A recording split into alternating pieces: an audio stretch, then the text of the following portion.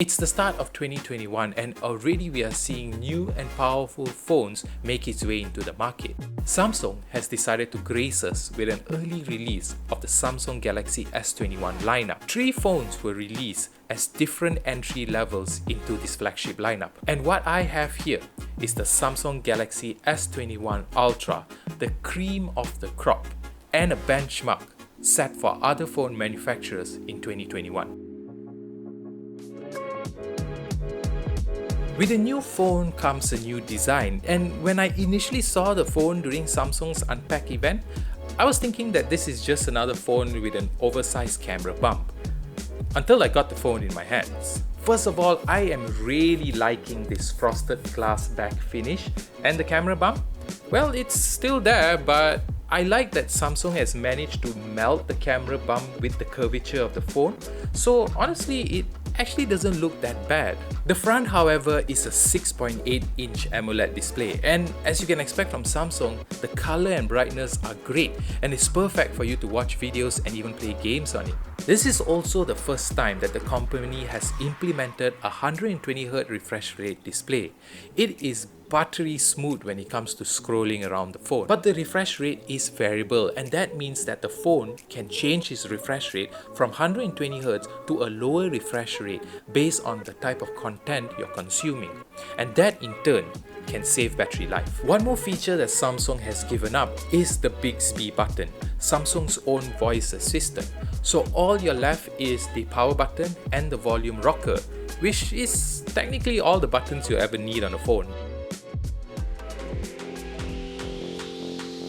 It has honestly been a pleasure using the S21 Ultra. Throughout my usage, I have never experienced any lags or crashes, and that's probably thanks to the new Exynos 2100 processor coupled with 12GB of RAM. However, there is quite a bit of bloatware on this phone, and most of those apps is to help you integrate with the Samsung ecosystem. Luckily enough, they grouped up all these apps into a folder and hid it away from the home screen. It is also worth mentioning that this phone supports the S Pen from the Note series, and you can utilize all the features such as drawing on the screen while it's off, doodling to your heart's content, and more. However, you won't be able to use the pen to remotely control the camera on this phone. And that's a feature that I still don't understand why Samsung decided to omit. The company did say that they will be releasing an S Pen Pro, which will utilize all these features in the near future. Gaming has also been excellent. Playing games like Genshin Impact and Asphalt 9 has been great, and there's no lags or shutters even when playing at the highest graphical settings. The phone does get hot, but not hot enough that you actually have to put the phone down. Just like every phone that Samsung releases, the emphasis is put on the camera, and it's no difference this time with the S21 Ultra because there are many camera sensors on this phone. There is a 108MP main sensor, 2 10MP sensors, one supporting 10x zoom and the other supporting a 3x optical zoom, and a 12MP ultra wide angle lens. One might think that there are way too many cameras on this phone, but it does show in the quality of the pictures. Details are excellent and the pictures don't look overly saturated. It also doesn't feel like the picture was heavily edited when the shot was taken.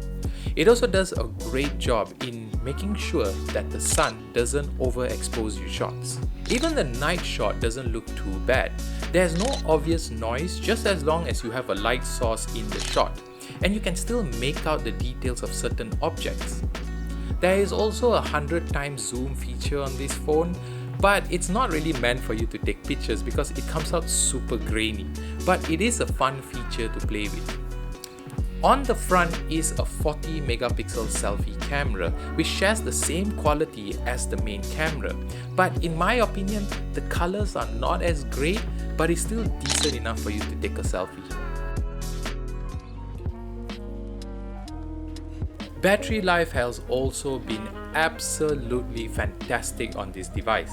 On normal usage of browsing the internet, scrolling social media and watching a video in between, I'm getting 2 days of usage. But it is disappointing that Samsung decided to follow in the footsteps of Apple and decided not to include a charger in the box. All you get is a Type-C cable, which is nice I guess, but I would still prefer a charger. I understand that this is a method of trying to save the environment, but if you're still producing chargers, then it kinda doesn't make a difference. The Samsung Galaxy S21 Ultra has currently set the benchmark for the best phone in 2021. But it is quite expensive, starting at $1,200, and that's quite a hefty price to pay for a phone. But if you want the latest and greatest for Samsung, then you definitely want to pick up the S21 Ultra. But if you're trying to save some money, the S21 and the S21 Plus are still very valid choices.